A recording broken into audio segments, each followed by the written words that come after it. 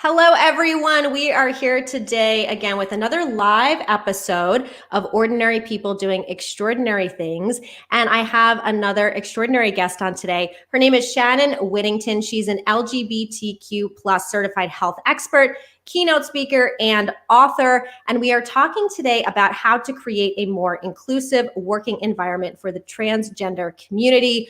Welcome, Shannon. Thank you so much for being here. Thank you. I'm excited to talk to you. Yes, so I'd love for you to start with, your background a little bit. How did you become so passionate and so interested in this community and this topic and wanting to help? Well, I'm actually a part of this community, so that's one reason. And another reason is that, I'm a nurse, I'm a clinical nurse educator. And what I realized a few years ago is that I had very little knowledge around anything that was related to transgender.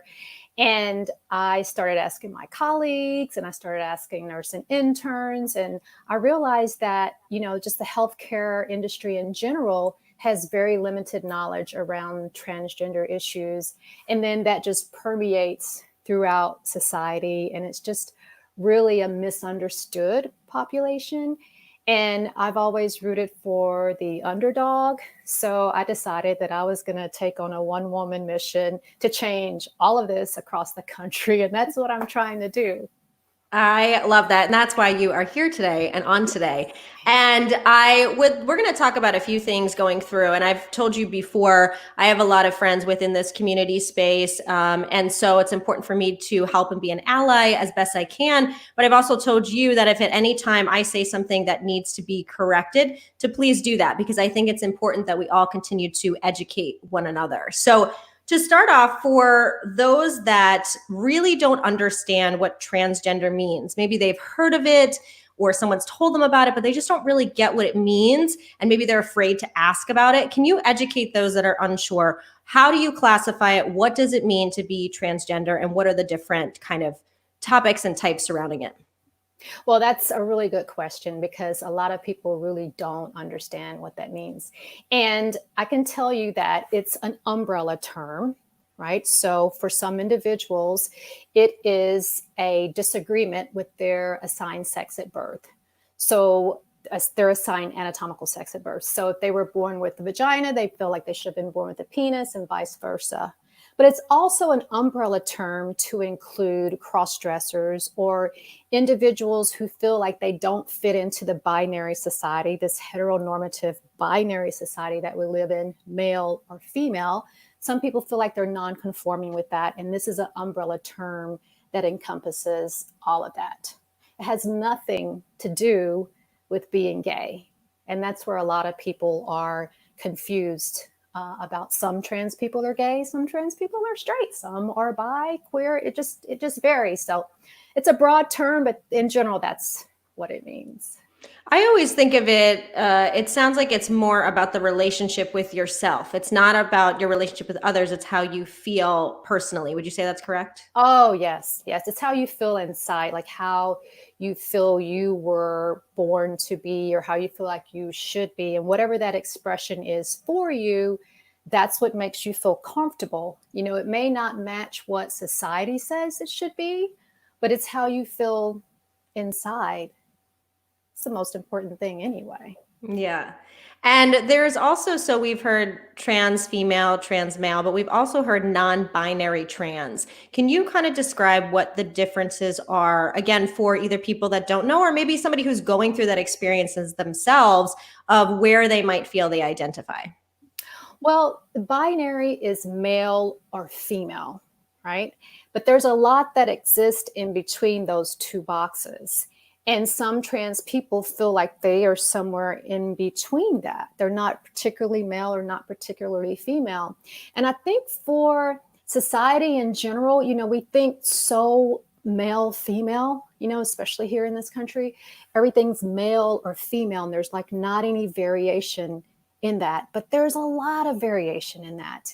And I think if we could just learn to understand that there's more beyond the binary than just male and female, I think we would have a better understanding of people who feel very confined by that box. And do you think this is something that has been around forever? Because I feel like it's probably been in the last 5 or 10 years that we've really heard about it. Is it just that people are feeling more comfortable to talk about it, or what do you think it is? Yeah, it's been around, that's for sure.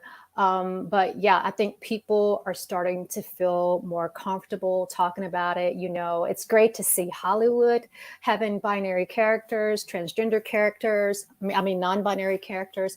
And, almost like all these shows are coming on TV and they have a trans character on them or someone who's gender nonconforming. And it's just like, wow, this is awesome. So it's kind of like, and I agree with you, probably like 4 or 5 years. I've been in this work specifically for 4 years. It's kind of like a trans movement, so to speak, and it's okay to say trans for short. But just like that, I think we're going to start to see an intersex movement. I think we're going to start to see a queer movement. I think they're kind of setting the stage for other types of expressions to come afterwards. And I'm excited about that because I think the more that we talk about this, the more we can understand people who may not be like us, but who want the same things that we want, just to be able to express themselves without any stigmatization. Yes, I could not agree more. And on that note, I'd love for you to talk about how trans people tend to feel, because to my knowledge, it's one of the largest groups that suffers from depression and suffers from a lot of mental health issues. And then that's not to say everybody, but can you talk about maybe the feelings that trans people tend to go through that maybe are a little bit different than those that are not? Well, I talk to a lot of trans people and I'm friends with a lot of trans people. And it's kind of like, if say for like every time I speak somewhere, I always do like a survey. How many of you in the audience are friends with someone who's trans or know someone who is trans, someone that works with someone who's trans, same apartment building. And most of the time, very few hands go up.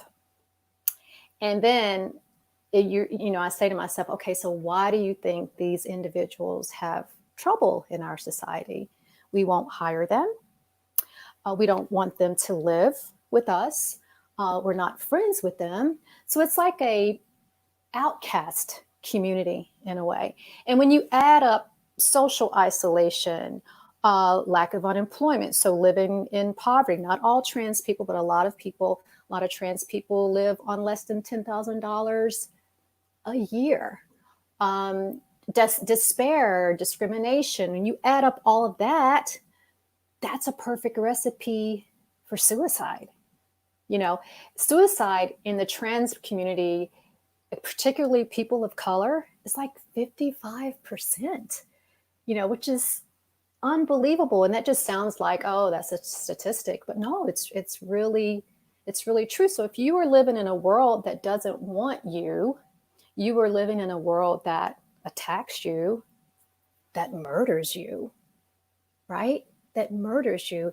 Yeah, you're going to have some issues. You're going to have some undiagnosed PTSD and some depression, because let's face it, how would you feel if you were living in a world that didn't want you? It doesn't feel so hot.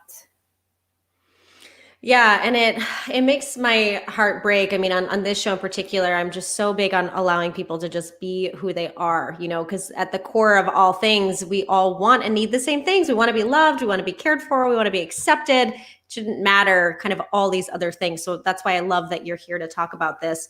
And, we're talking about also work culture specifically. We hear all the time that diversity and inclusion is important. And I think that a lot of companies always focus on cultural diversity. But now we're talking about the LGBTQ plus space, but especially trans space today on this conversation. So are companies currently doing anything, or they're confused? Like, where are we at right now with this as a whole? Oh, wow. That's a loaded question. I was just talking to a diversity and inclusion company yesterday, Canarsie, and that's what they do. They're a diversity and inclusion consulting company. And we were talking about this exact same thing. And what I have noticed is you've got one or two. You've got, on one hand, an organization that kind of knows they're not doing what they're supposed to be doing when it comes to this population, LGBT in general, and they want to do something, but they don't know how to do it. They're scared to ask. They don't want to offend. They want to include everybody. They just don't really know how to do it. Kudos to them, because at least they're asking. Mm-hmm. And then you have these companies that don't know, don't want to know, and they don't know they don't know. So it's like, but what I'm finding is that more and more organizations are starting to realize just how important this is. Because if you think about it, there's over 9 million gay people in America. What is that? Like the size of New Jersey or something like that? There's like over, let's see, maybe 0.6% of the population is trans. That's a lot of people. That's a lot of people in the workforce, because yes, we work, So it behooves these organizations to get on board and have inclusivity, not just diversity, but have inclusivity, so that these individuals want to stay, so these individuals can become higher level in their organizations, because so much research supports organizations that are diverse and inclusive like this have better outcomes in general. So I think it's kind of like 50-50, whereas before it was, really high that organizations weren't that involved in it. I'm positive. I think it's getting better. And so let's kind of go through, like, what are some, I know this is what you do a lot during your day for a living. What are some suggestions that you give to companies to kind of, like you said, most of them are not doing anything or they don't know how, but they want to. Where do they start? What are some of the things they can do to, first off, attract and bring trans people in and know that they would be safe there? But also, once they're there, how do they make them feel included? And how do they make sure their staff is doing that as well? Yeah, so that's a lot of steps. And the main thing is, once they get there, how do we get them to stay there? And if they don't feel comfortable, they don't feel appreciated and valued, they're going to run out the front door. So it's more than just hanging up a pride flag. I've got the flag here. It's more than, because let me tell you something. Put that flag in HR, and that's all you do is just hang out the shingle. And then somebody from the community comes in and they're like, "Oh, that's so great. You support LGBT." And the secretary goes, "Oh, I was wondering what that flag was." But that's how you get bit in the booty, right? If you're not right. So you've got to, first of all, it doesn't hurt to do your SOGI data, sexual orientation, gender identity data, and ask questions about that. So many organizations are afraid to even ask what people, like what population they associate with. If you do that, and you can do that, a lot of Fortune 500 companies do that. Google does that. You find out who's there. And guess what? They're there. LGBT people are in your organization. Wake up, So within that population, a lot of them, trust me, want to do something about where they're working so that they can feel more included, so that they can bring more people in, and then those can become your champions. Now, you've got to look at your HR practices. What do your intake forms look like? Does it just say male or female? Because if you get someone who's gender nonconforming, someone who's trans, identifies differently than that, automatically when they come into your organization, they're going to feel like, nah, this organization doesn't support me. All I've got to check from is male or female. You remember how years ago, when you filled out a box, like to check race, it was black or white? This is years ago, black. It may have said other. Mm-hmm. Now go fill out one. It's like this, right? All these, same thing on the phone. Right? You press 1. You never used to have to do that before, to press 1 for what language you wanted. You never had to flip your mail over to find your language, but now you do. So it's the same as with this. It just has, people have to understand that this is very important. And for them to be inclusive, they've got to think about these things at the beginning level. Then they can inform people who are there and start like maybe an ERG, an employee resource group, like champions of it, and then other people start to join and you find out who's who. And then the next thing you know, it just grows and gets really big and it's one happy family. That's a Yeah. loaded question, though. Yeah. Yeah, I know I'm asking so much and I know it's a long process, but I love that you're saying, look at who's already at your organization and how can they help make people feel comfortable and welcome and answer questions.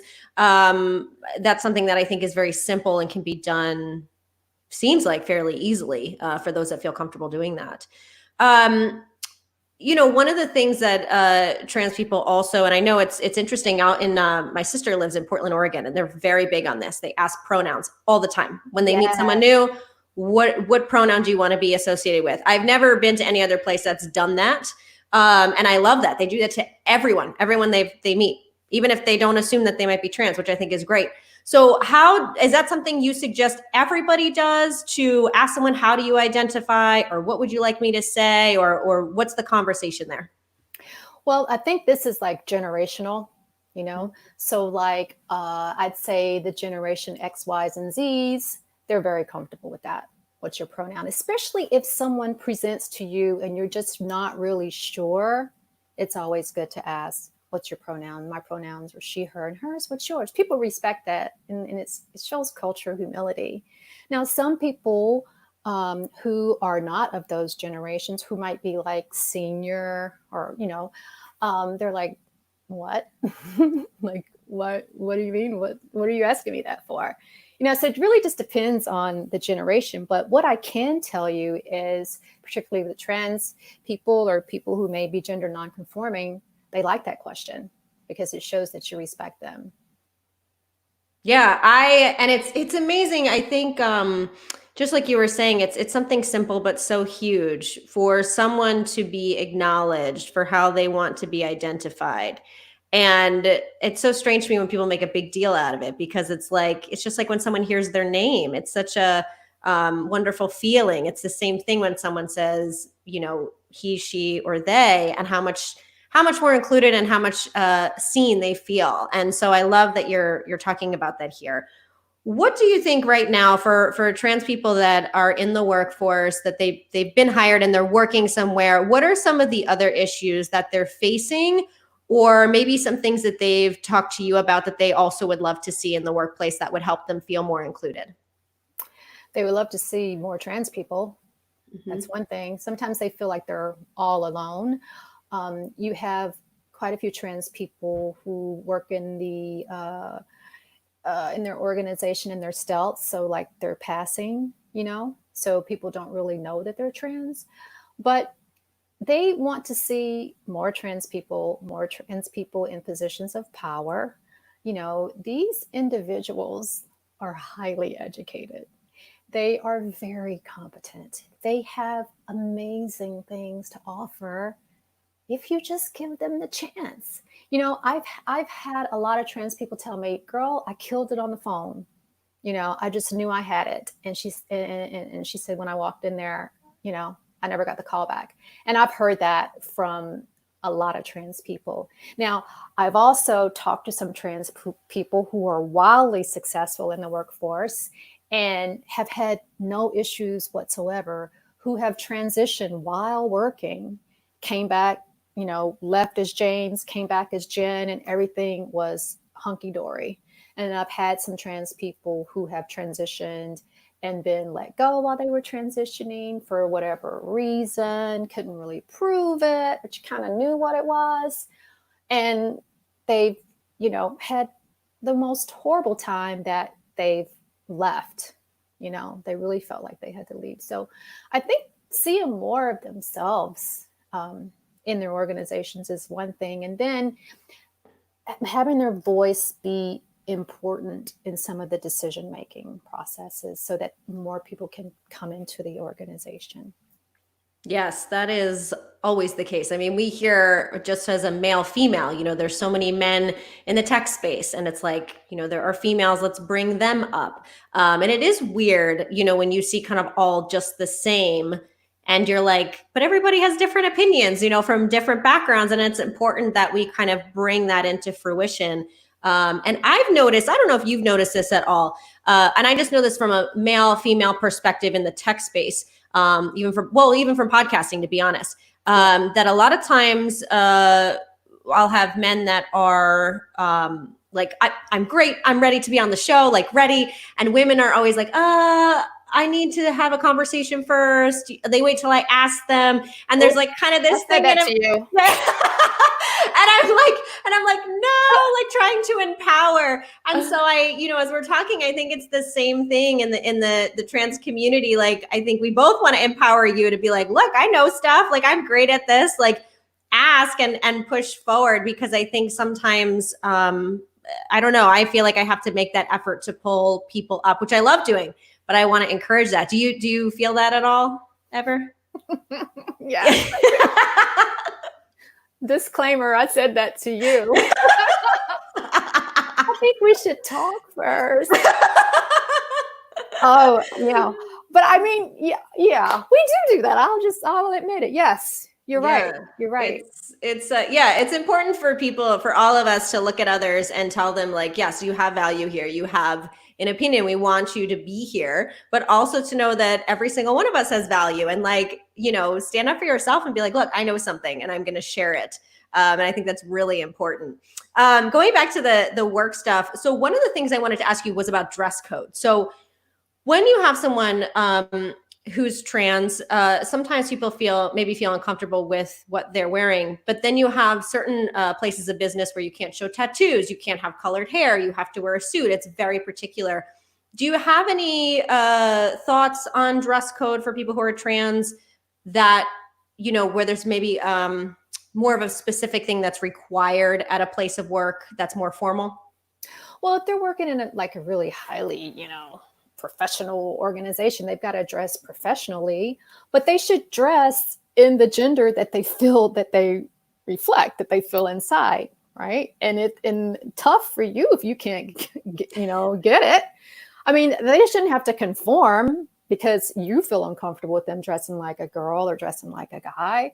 As long as they're dressing professionally and nothing's hanging out, what's the problem? Yes. I like it. So I want to go now to the other side for trans people that are sitting here watching. First of all, if anybody's watching and has a question, you're welcome to ask it. And they are looking to get a new job, or they're just kind of struggling in the workforce. What suggestions do you have for them as far as how they should go about getting a job? Is it any different than anyone else, or any suggestions that you give to people? I don't think it's that much different than anyone else. However, they do have a harder time getting hired. There are some organizations that try to help with that. And sometimes companies actually seek out these organizations, say, hey, we want to bring on people who are from this community. So in that case, it's kind of a good thing. But, a lot of them have the credentials, and it's just a matter of leadership, understanding and accepting these people as being valuable to the company. And I really think that that's where it starts. It starts at the leadership level. And one of the things that you have to do is to make sure that these individuals are heard and valued, because that's how people feel included in organizations. But they do have a hard time getting work. We had a big job fair here during World Pride. I don't know where you were during World Pride, but it was like Pride, like everywhere. It was amazing. And all these big organizations had changed their logos to reflect that. And it was so, so beautiful to see that. And it was very empowering to see so many organizations, taking this on and wanting to do something about it. And, especially here in New York, I'm not sure about the rest of the country. There's certain hot spots, so to speak. I know you're probably thinking COVID, but there's hot spots of where trans people are. And, like California, and then places in Chicago and Boston. There's a lot of trans people in Texas. So, some organizations are really trying with this population, and I hope it continues to get better. Are there any companies that you see that you think are doing this really well, that are really making an effort to include the trans community, that are working to bring them into the company? Any companies that you're seeing that, wow, they seem to be doing it pretty well so far? I think like TD Bank is doing a great job. Yeah, I think companies like Google Verizon. These are just because I know people within those organizations and they are of this community and feel pretty good in their department. And I also see this a lot when I'm out at different events. But then, there's smaller companies that advocate for this, like the National Gay Lesbian Chamber of Commerce. And then there's transgender groups that advocate for this, like Trans Equity out in Washington. Here in New York, we have Destination Tomorrow. We've got Trans New York. I mean, there's just so many different organizations that help to push this forward into mainstream organizations. So it's getting pretty good, I think. Can always improve. Yeah. And, as you're talking, I think what you're saying is not different than what anyone else wants, right? Everything you're saying is like, we just want to be included. We just want a chance. We just want to feel accepted for who we are. It's just that for a lot of people, it's new. Maybe they're not understanding it. They don't know how. But it's the same thing. It's not hard. I think, as you and I are talking, and that's why I think it's so important that we talk about it. Like, these are people too, and they want the same things that we do. And so I'm grateful that you are doing this as part of your work to kind of help educate and prepare people to do this the right way. And I know you've written a few books. You talk about this. Can you share with us some of the books you've written, or where people can learn more about you and get kind of educated on all of this stuff?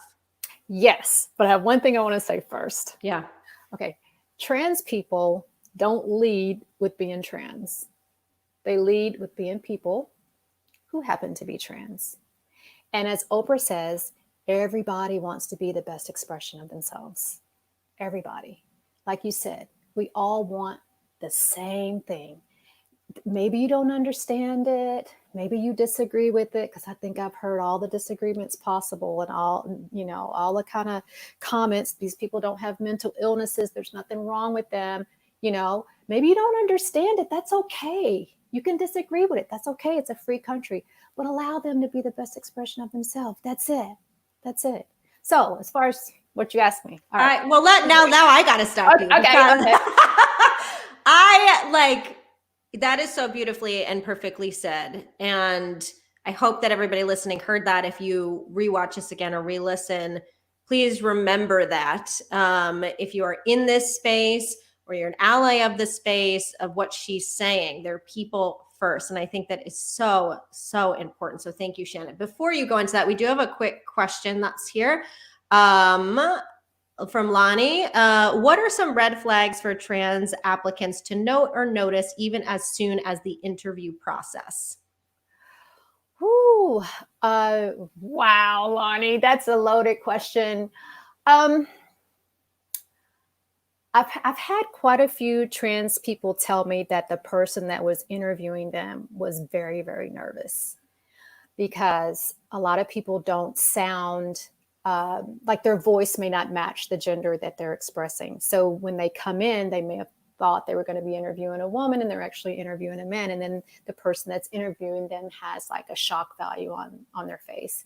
And that's always challenging for them, because they're like feeling uncomfortable with like, do I come out, so to speak, before I come in to see, or is that going to keep me from getting in the front door, So, and if you go into an organization where you see that like the intake form is just very binary,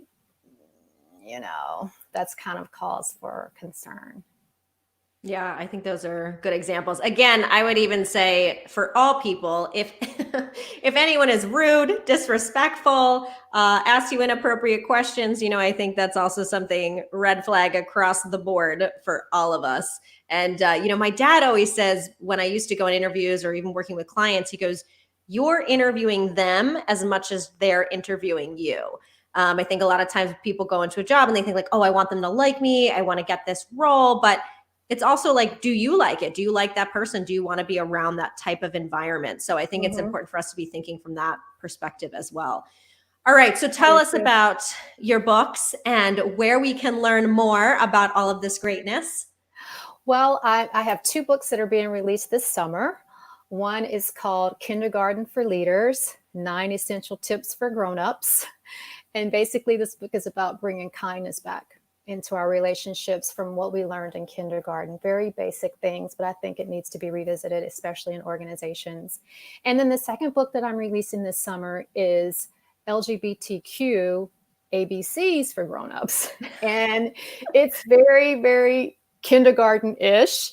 It explains pronouns very simply and succinctly. It talks about gender. It talks about what do those letters mean? The alphabet keeps getting longer and longer. You know, my mom always says, well, how many letters do y'all have? You know, so it explains all of that, what orientation is, why to ask pronouns, what is gender, what is nonconforming, what's binary, those kind of things. And I feel like, you know, just a simple little short book that you can hand to an organization that doesn't know, to the HR person that, like you were just saying with your dad. If you go onto my website, whittingtonconsulting.com, put your email in, then I will give you like the first chapter for free when it comes out. And then I don't try and sell you a $10,000 program or anything like that. And then I also have a YouTube channel, Shannon Whittington Consulting. And I talk a lot about those kind of questions, you know, pronouns and gender and LGBT and organizations. And there's quite a few teaching videos on there in very simplistic terms, which is what we need. It doesn't need to be complicated. You know, I think a lot of people don't know what's okay to ask and what's offensive. Like they don't want to make a mistake. That's what I find with a lot of people. Lonnie just said, she came back. Leaders may not know what inappropriate questions mean. So yes, Lonnie, you're right. You're right. They may not know. So yeah. So that's how you can reach me, Whittington Consulting, and you can get a free download of the first chapter. Well, 2 books in one season is pretty impressive, because I know I have not written a book, but I've interviewed many authors, and it's hard to do one. So that's kudos to you for doing that with everything else that you have going on. It's called Getting Up at 4:30. That's what it's called. Getting up at 4:30 every morning. That's what it's called, even on the weekends. Yes, yes. I love it. And I just wanted to share, we had Ruthie said excellent information. Oh, thanks, and Ruthie. Leanna says hello as well. So any closing thoughts that you have for the trans community and for those that are really learning and trying to bring them into the workforce? So kudos for those who are learning and trying to bring them into the workforce. You know, there's tons of information out there that can help you with that. It's not that hard. Just treat them like you do everybody else. Give them the same opportunity that you give everybody else. And if there's something that you don't understand, you know, ask. That's the way to know. And it's not about, you know, what's your preferred pronoun. It's not a preference. It is the pronoun. Just like, what is your name? Shannon. What's your pronoun? She, her, hers. That's simple. That's all it is. You don't have to complicate it. People complicate it. It's not necessary. Simple. It's very simple. Very simple. One more. We had Starlet said very insightful and informative. Matt giving us clapping here. So thank you so much, Shannon. You know, you're doing such great work. And again, I think the overall theme here is just treat people like people. We all want to feel included, and it shouldn't be that hard. Think about how you would want to feel. And for anyone that obviously has questions or wants more insight, definitely reach out to Shannon. Thank you so much for being here. I greatly appreciate it. Oh, thank you for asking me. And thank you for everyone who watched today.